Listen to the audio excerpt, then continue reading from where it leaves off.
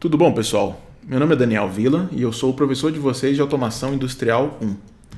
Então, na aula de hoje, nós vamos ver noções práticas dos motores de indução.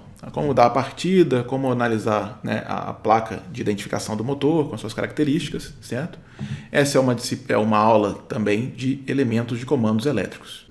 Os objetivos dessa aula são apresentar os aspectos práticos de motores de indução e apresentar os circuitos de comando e de força mais comuns em aplicações com motores de indução. Vamos lá? Então vamos começar aqui pelo próprio motor em si, né? Quando você vai fazer uma determinada aplicação, você quer saber se aquele motor, se aquela carga que você possui é uma carga suficiente para a aplicação que você quer fazer, para tocar uma esteira, né, para tocar um ventilador, por exemplo. E aí as informações, se aquele motor é adequado ou não para aquela tarefa, né, elas estão todas gravadas aqui na placa de identificação dos motores, certo? Essa placa de identificação está presente, né, em todos os motores, de fácil acesso. Só que você bater o olho ali no motor, você já vai encontrar esse resumo das informações. Tá? Em específico, o que cada um desses itens trata, na apostila 1, que está disponibilizada no Moodle, tem lá detalhado o que cada um dessas informações aqui representa. Mas a gente vai passar aqui rapidinho por cada uma delas. Então essa primeira informação aqui tem um símbolo, né, de uma corrente alternada, né? Isso aqui indica o número de fases desse motor. Então a gente tem que o número de fases desse motor é 3, significando que ele é um motor trifásico, né? Aqui tem quantos quilowatts que o motor consome. Então aqui ele é um motor de 0,75 kW ou 1 cavalo de potência. Esse 80 aqui é uma especificação da carcaça dos motores específico, né, dos motores da WEG. Então ele vai dizer sobre os motores da WEG que tipo de carcaça ele é. Aqui tem o tipo de motor, então motor do tipo indução, gaiola, né, como a gente já sabe. E aqui tem a tensão que esse motor trabalha. Perceba que esse motor trabalha em duas tensões, é comum vocês encontrarem, né, em motores trifásicos, ele trabalhando aí em duas tensões. Isso significa, tá, a tensão menor é sempre em ligação em delta e a tensão maior é sempre em ligação em estrela. É fácil entender por quê analisando, né, o esquema dessas ligações aqui à direita. Então você tem as 3 bobinas, né, do motor trifásico ali, e para você fazer a ligação em delta, você coloca as bobinas da seguinte forma, né? A ponta, né, de 2 bobinas ela vai se ligar em 3 pontos, certo? E essa ligação é feita nesse esquema resumido aqui do lado, né? Você pega o ponto 1 da primeira bobina, liga com 6, né? O ponto 2 liga com a parte final da outra bobina, 5 e 3, tá? Você faz esse fechamento em delta, de forma que as bobinas elas ficam dispostas dessa forma. E aí sobra 3 terminais para você colocar a tensão trifásica. Perceba que nessa configuração, a tensão trifásica ela cai em cima de uma bobina em específico. Então, por exemplo, a tensão entre R e S, né, entre a linha 1 e a linha 2, ela está em cima dessa bobina. Então, 220 volts está em cima dessa bobina aqui. Da mesma forma, né, mais 220 volts estão em cima dessa bobina e mais 220 volts estão em cima dessa bobina. Quando você dispõe da ligação em estrela, perceba que agora você tem um ponto comum da ligação das bobinas, né, que é o fechamento da parte 4, 5 e 6, dos pontos 4 e 5 e 6 das bobinas estão curto-circuitados, né, e as fases ela entra direto no 1, 2 e 3 das bobinas aqui. Então tem um ponto em comum, de forma que agora a tensão, né, não está mais colocada sobre uma bobina apenas. A tensão está entre uma bobina mais uma associação de bobinas. Então isso faz com que haja, né, um aumento da impedância, né? Entenda a impedância aqui como um aumento da resistência, né? Quando a gente está falando de indutor, né, e frequência, né, então, em resposta senoidal a uma frequência, a gente muda o nome de resistência para impedância, mas funciona mais ou menos da mesma forma, né? Um aumento de impedância diminui a corrente, né, a uma dada tensão. Então, se a gente colocasse... então, aqui é um sistema que suporta maior tensão, já que ele tem maior impedância, certo? Então, por isso que esse motor, nessa configuração, ele aceita trabalhar com 380 volts, certo? Então, se a gente olhar aqui na potência, na tensão, né? Quando a gente fala em tensão 220 volts, ele está trabalhando né, na configuração em delta e 380 na configuração em estrela. A relação da tensão, né, quando a gente sai de estrela para triângulo, de delta né, delta ou triângulo, né, para estrela, é uma relação de raiz de 3. E a gente vê que quantos amperes esse motor consome, né, em plena carga, ele vai obedecer a ideia de que o motor ele tem a mesma potência, seja fechado em triângulo, seja fechado em estrela. Tá? Então, se você pegar 220 e multiplicar por 2,87, vai dar a mesma potência do que 380 multiplicado por 1,66. Tá ok? Então, esse motor ele tem a mesma potência. É uma forma de você também entender o circuito. Se a ligação em delta, né, ela trabalha com tensões menores, né, é esperado que ela tenha uma corrente maior aí. Tá? Então, a gente sabe disso, né, para fazer as contas. Ok. Aqui nós temos a rotação do motor, né, em RPM, certo?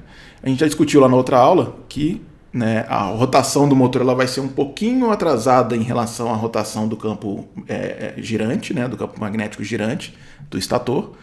Então, como ele é um pouquinho atrasada, é de se esperar, e a rotação desse motor é 1725, é de se esperar que a rotação desse motor seja 1800 RPM, o que simboliza, né, se a gente pegar as equações lá que a gente discutiu na aula anterior, simboliza que esse é um motor de 1800 RPM e ele está rodando um pouquinho abaixo dessa rotação em 1725.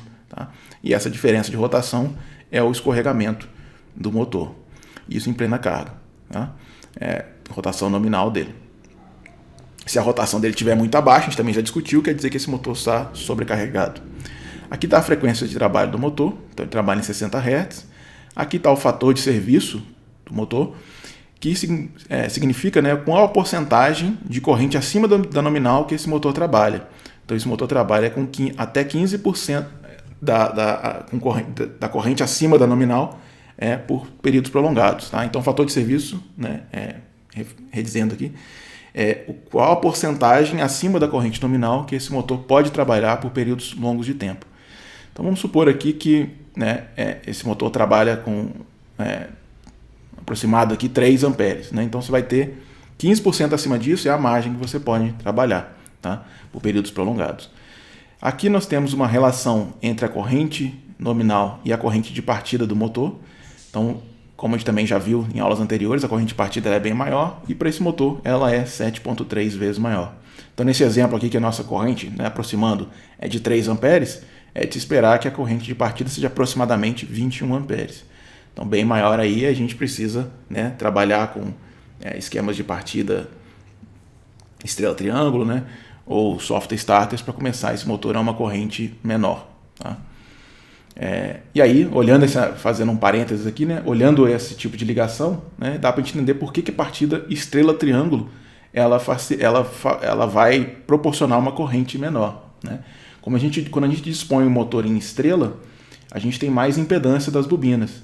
Então, se aqui, né, eu colocasse o motor, ao invés de colocar 380 volts aqui, eu colocasse 220, esse motor ia ter uma corrente de partida menor do que se eu alimentasse ele em delta, né, em triângulo, em 220 volts. Tá? Né? Então, pega aí, ó, o motor está fechado para trabalhar em triângulo. Então, fechou aqui para trabalhar em triângulo, 220 volts. Ele vai ter uma corrente nominal de aproximadamente 3 amperes e de partida de 21 amperes. Só que se eu manter o 220 volts de tensão e dispor as bobinas dessa forma, vai ter um aumento de impedância, então é esperado que ele tenha uma corrente, né, de partida menor, certo? Vai ter uma corrente de partida aí menor, é esperado que seja aí em torno de 1/3 da corrente de partida, tá? Da ligação em delta. Então a gente parte ele em estrela e depois joga ele para triângulo. Tá? Por que a gente tem que jogar ele para triângulo depois? Porque senão aqui vai ter muito... Se você manter 220 volts na ligação em delta, ele vai estar operando com uma corrente abaixo, ele vai estar operando com menos força a gente já viu, né? Ele não vai conseguir chegar na velocidade nominal de trabalho dele, vai operar em sobrecarga e vai acabar tendo problemas aí. Tá? Então é por isso que a gente faz a partida estrela-triângulo, para ter uma corrente de partida menor, mas depois a gente chaveia para a relação, né, de tensão e ligação desse motor aí. Tá? Que seria, no caso, como você tem a tensão 220, seria ligando ele em triângulo. Tá? Aqui nós temos o fator de potência, né, do motor, que é uma métrica de rendimento do motor, qual que é a porcentagem da potência dele que é de fato convertida em trabalho útil, certo? Aqui nós temos o rendimento do motor, geralmente é próximo do fator de potência. Aqui é a temperatura ambiente de trabalho desse motor. Aqui nós temos a classe de isolamento do motor, certo? Não é isolamento da carcaça, e sim das bobinas, quanto que ela suporta aí variações de calor. Tá? Aqui é a variação de temperatura esperada quando o motor está operando. Aqui é a categoria do conjugado, certo? Ou seja, a descrição de como que vai ser a curva de torque desse motor.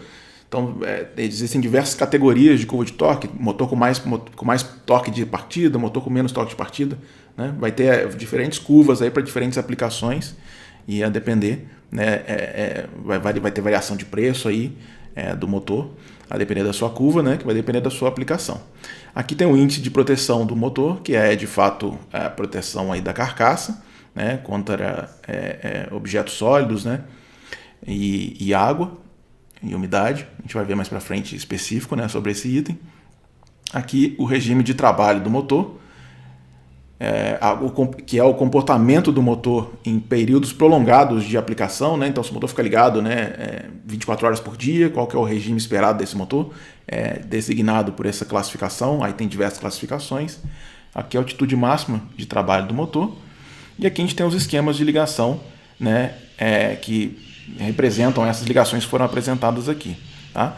Quando a gente tem aqui no esquema de ligação do motor, a gente, ao invés de ter 1, 2, 3, 4, 5, 6, geralmente a gente tem o 1, V1, W1, que representa 1, 2, 3, e o 2, W2, o 2, V2, W2, que representa o 4, 5 e 6. Tá? Então, para fazer a ligação em delta aqui, né, em triângulo, é só seguir exatamente esse circuito aqui do lado. Tá? Então, o que é feito aqui? Ó? Na placa do motor já vai ter escrito como é que você vai ter que ligar. Então é como se fosse uma ajuda aí para você fazer o ligamento do motor, né? A ligação do motor. Então ele pede para você ligar o terminal 1 com o terminal 6, que é exatamente essa ligação aqui. Ó. Ele pede para você ligar o terminal 2 com o terminal 4, que é exatamente essa ligação aqui. E ele pede para você ligar o terminal 3 com o terminal 5. Que é exatamente essa ligação aqui. Ó. Então é só seguir, né, em ordem alfabética, o VW, né, 1, 2, 3. E aí vai ter o VW de novo, que é o 4, 5 e 6. Né? O VW1, né, e o VW2. Então é só seguir nessa mesma forma. E aqui está a ligação, né, em estrela, certo? Então na ligação em estrela ele manda curto-circuitar o 4, 5 e o 6, que é essa ligação aqui. E manda você ligar as fases, né, em 1, 2, 3, como está ligado aqui. Então, explicando como faz a ligação em estrela-triângulo. Tem aí na placa de identificação do motor. Então, em cima dele vai ter lá explicando como é que você faz a ligação das bobinas. Aqui tem especificações sobre o enrolamento, tá? Sobre o enrolamento não, sobre o rolamento do motor, graxa, né, que deve se utilizar para o rolamento do motor. Tá? Então, essas são as informações gerais, né, que você encontra na placa de identificação dos motores de indução. Tá? Então aqui um esquema de ligação que você também vai encontrar na placa sobre um motor ligado a 12 pontas. Ele segue, pode parecer assustador assim quando olha, né, parece muito complexo, mas se a gente olhar aqui, ó, aqui as 3 bobinas do motor trifásico, elas não permitem ligações intermediárias, certo? Então a diferença, esse aqui é um motor de 6 pontas, né? 1, 2, 3, 4, 5, 6. No motor de 12 pontas, é feita uma seção aqui no meio das bobinas, abrindo mais 6 pontas, de forma a gente ter agora não 3 impedâncias, né, 3 bobinas, e sim 6. Tá? E aí permite ligações diferentes, certo? Então a gente permite uma ligação, né, em triângulo, né, de 2 formas, nessa forma aqui, com as bobinas em paralelo, e permite uma ligação em triângulo com as bobinas em série. Então, se a gente pensar que a ideia de impedância funciona como uma resistência, a gente lembra lá, né, que 2 resistências postas em paralelo, se elas forem iguais, a resistência equivalente ela tem metade da resistência. Então, isso daqui é uma configuração de menor resistência do que essa, né, que as bobinas estão em série. Então, aqui vai ter menor impedância, do que essa daqui. Tá? E como a relação de potência no motor é sempre igual, é de esperado que essa ligação de menor impedância vai estar ligado, né, a uma menor tensão, tá? Para a gente ter a relação aí de potência equivalente, certo? Então a ligação aqui, a gente tem a ligação em duplo delta, né, duplo triângulo, tem a ligação em dupla estrela, tá? Então novamente um esquema de menor impedância, ligado em 380 volts. Então é sempre a relação de raiz de 3. Ó. 220 vezes raiz de 3, 380 vezes raiz de 3. A gente cai no esquema, né, em termos de impedância, ele é o terceiro de menor impedância, que é a ligação em delta. E vezes raiz de 3 de novo, a gente cai aqui na ligação em estrela, que é a ligação de maior impedância desse circuito. Como é a ligação de maior impedância desse circuito, ele vai estar ligado à maior tensão de trabalho possível para esse motor. Tá? Todos esses motores têm a mesma potência. Então é possível encontrar também, sabendo a corrente que um opera, saber a corrente dos demais, que ela também é só ir multiplicando raiz de 3 por raiz de 3. Tá? Então, mais para vocês entenderem, né, como é que funciona o motor de 12 pontas, é basicamente igual ao motor de 6 pontas, só que tem um seccionamento a mais para você poder brincar com as impedâncias, né, botando elas em paralelo ou em série, permitindo ligações adicionais e trabalhar com o mesmo motor em diferentes tensões aí. Ok, e como é que funciona a inversão de rotação em motores monofásicos e motores trifásicos? Então aqui nós temos a bobinagem de motores monofásicos. Tá? Então se eu fizer a ligação das bobinas do motor monofásico, aqui nós temos um diagrama, né, do motor monofásico. A gente já estudou em outra aula que o motor monofásico ele só tem uma bobina, né? Vai ter 2 polos aí, tá? E aí, para fazer a partida do motor monofásico, a gente viu lá na outra aula, né, que a gente precisa de uma bobina auxiliar para fazer aquele esqueminha do motor ser puxado, né, por 2 bobinas para fazer o campo girante, né, no motor monofásico, um campo girante aí, na partida, né, artificial gerado pelas bobinas auxiliares. A gente já discutiu isso lá na outra aula, a importância disso para a partida do motor, né? E aqui então tem o capacitor, né, que a gente explicou lá, que é utilizado para fazer a defasagem da tensão, para fazer o campo girante no monofásico. É um circuito importante na partida do motor. Aqui nós temos a chave centrífuga, né, que aqui é chamado de interruptor automático, que a gente também viu lá na outra aula por que ele existe. Né? Quando o motor pega uma velocidade, ele não precisa mais da bobina auxiliar para impulsionar o rotor, e aí por uma chave centrífuga, né, o motor pega a velocidade, a chave centrífuga recua, né, por força centrífuga, e aí isso desacopla automaticamente, né, esse capacitor desacopla automaticamente e fica só com a bobina aqui monofásica, operando o motor. Tá? E aí para fazer a inversão da rotação desse tipo de motor monofásico, basta vocês trocarem a ligação, né, dessa bobina auxiliar. Então, se a gente pegar o motor aqui, fazer o fechamento, ó, 1, 2 e 5, esse motor gira, vamos supor que ele gira horário. E pegar 1, 2 e 5, ligar na fase, né? 3, 4, 6, ligar no neutro. Ele vai girar, vamos supor que ele vai girar horário.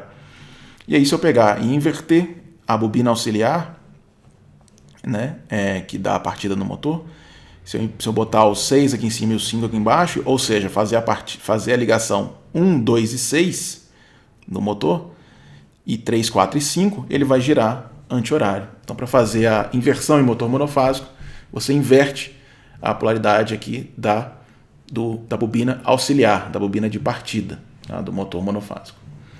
E para fazer a inversão de um motor trifásico, é a mesma ideia. O motor trifásico aqui, ele vai ter nesse exemplo aqui que eu trouxe, ó, então ele tem aqui as 3 fases, tem um disjuntor motor para proteger o motor contra a sobrecarga, curto-circuito, falta de fase. E aqui nós temos um relé térmico também para proteger contra a sobrecarga. E nós temos 2 contatores aqui para fazer a ligação desse motor. Ó. Vamos ignorar, a princípio, esse K2 aqui. Ó. Se a gente ignorar K2, a gente, olhando só para K1, o que está fazendo aqui? Ó? Então a tensão vem, desce aqui, se K1 estiver fechado, ela vem até o motor, faz a ligação. Né? A 2 vem aqui na 2, 3 vem aqui no 3. Tá? Então tá ligando as fases estão ligando diretamente no motor. Então por isso a gente fala partida direta.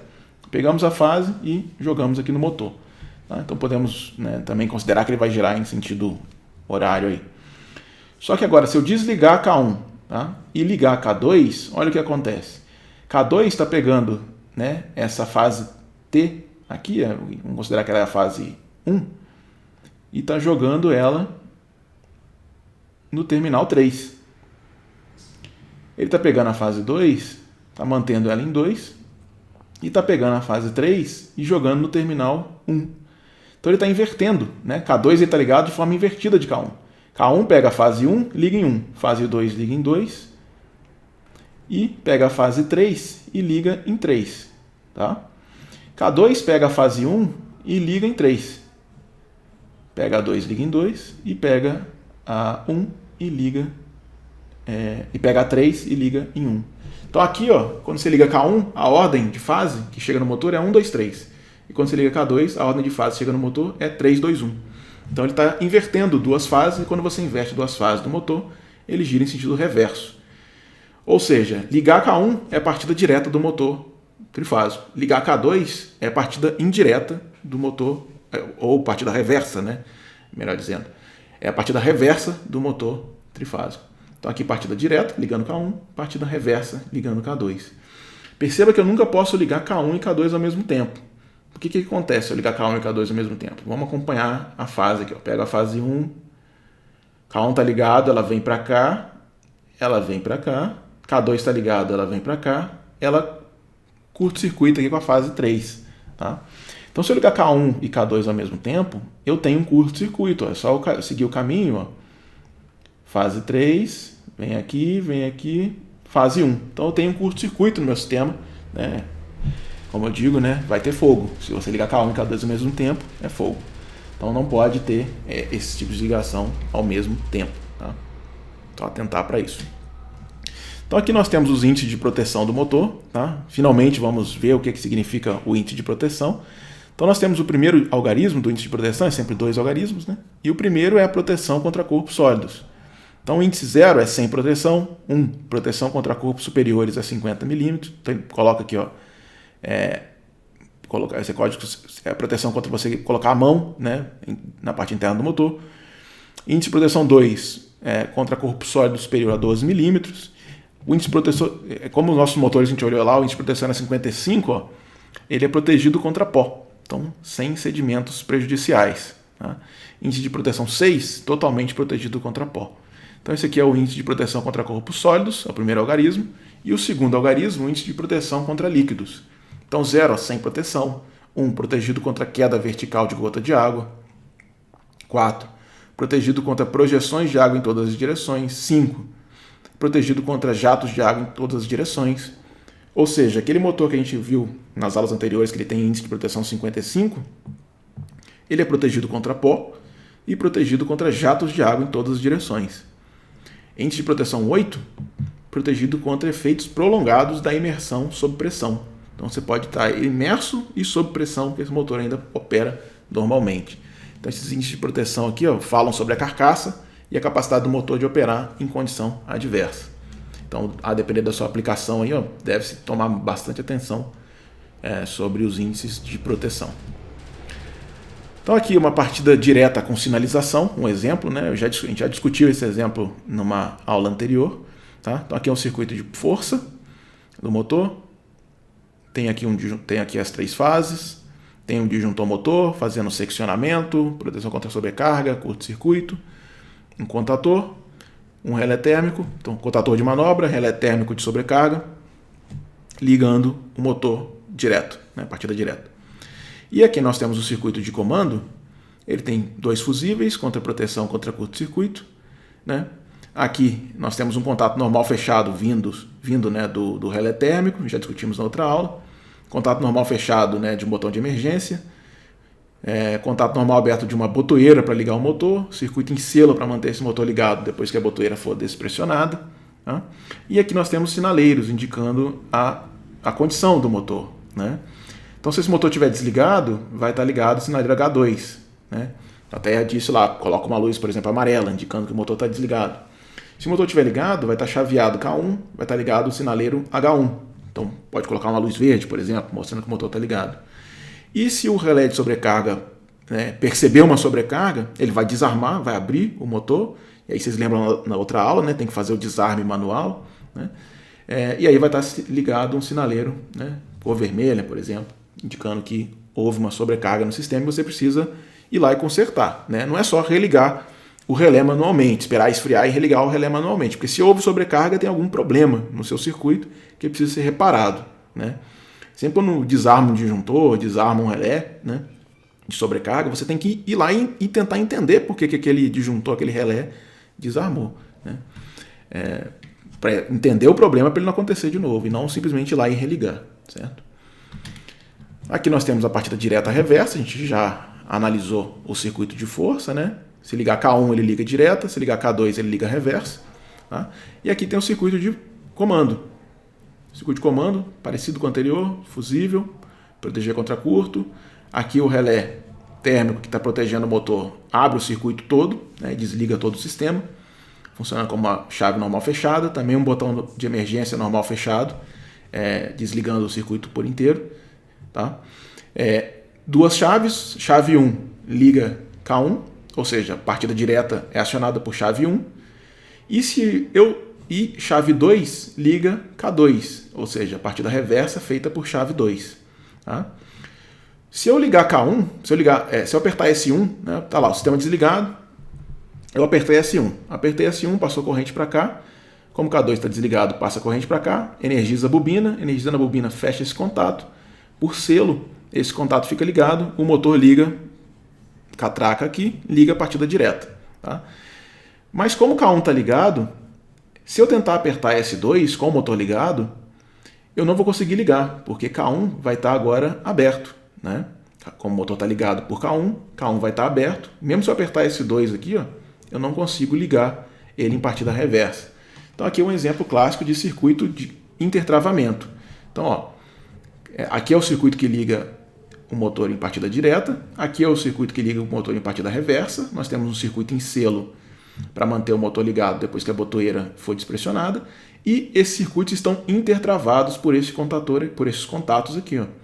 Então, o circuito 2 está intertravado com 1, ou seja, 1 e 2 não ligam ao mesmo tempo, e circuito 1 está intertravado com 2.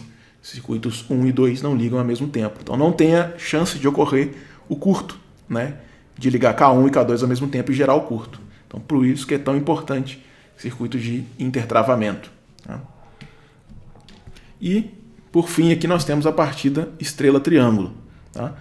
A partida estrela-triângulo, o fechamento com os contatores é só seguir esse circuitinho aqui do lado. Tá? Então, nós temos aqui, ó, as 3 fases, disjuntor motor, e para fazer a ligação em triângulo, a gente liga K1 e K2. E para fazer a ligação em estrela, nós ligamos K1 e K3. Vamos seguir aqui para ver se a gente consegue observar essa ligação. Tá? Aqui tem um relézinho térmico para sobrecarga. Tá? Vamos ver se a gente consegue observar essa ligação. Então, diz que para ligar em triângulo, tem que ligar K1 e K2 ao mesmo tempo. O que acontece se eu ligar K1 e K2 ao mesmo tempo? Eu fecho esse contator, fecho esse contator. Para eu fazer a ligação em triângulo, eu tenho que ligar 1 com 6. Certo? Então, ó, se eu fazer o segmento aqui do fio, ó, aqui está o 1, 2, 3 do motor, 4, 5, 6 do motor. Se eu seguir o 1 aqui, ó, vou subindo, né? Contato K1 está fechado, vou subindo, venho para cá, ó, contato K2 está fechado, vou seguindo, liguei 1 com 6. Ok, essa ligação 1 com 6 está feita. Eu tenho que ligar 2 com 4. Então vamos seguir aqui, ó. 2. Contato K1 está fechado. Vou seguindo. Contato K2 está fechado. Vou seguindo. 2 com 4. Ok. E a mesma coisa. Ligar 3 com 5. Então, ó, 3 está ligado aqui. Contato K1 fechado. 3 com 5. Ok. Fechado. Então, se eu fechar K1 e K2, eu faço o fechamento triângulo do motor. Tá? E em 1, 2 e 3 estão ligadas as fases, como está aqui. Ó. Então, aqui estão as fases, né? E chegando essas fases em 1, 2 e 3. E também é feito o fechamento, né, do motor em triângulo. Se eu ligar K1 e K3, tá?